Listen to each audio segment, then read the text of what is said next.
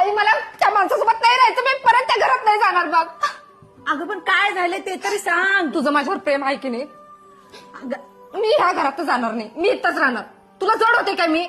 अगं तसं नाही. हे बघ बाळा, आता तुमच्या दोघांचं काय झालंय हे तुमचं तुम्हालाच माहिती, पण तू घर नव्हतं सोडायला पाहिजेस.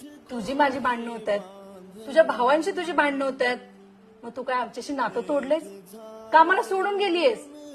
मग नवरा आणि बायकोचं भांडण झाल्यावर का सोडायचं, का नातं तोडायचं? तू आता तरुण आहेस, कमवतेस, म्हणून तुला काय वाटतंय मी कुठं बी जाईन आणि कशी पण जगेन.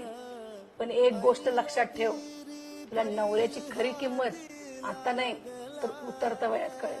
अगं तुला सवयला आई अगं म्हणजे तू कमवतेस, तू काय त्याच्या जीवावर बसून खात्यास असं सांगून घर तोडणारे लय जण भेटतील, पण तुला आधार द्यायला कुणी सुद्धा येणार नाही.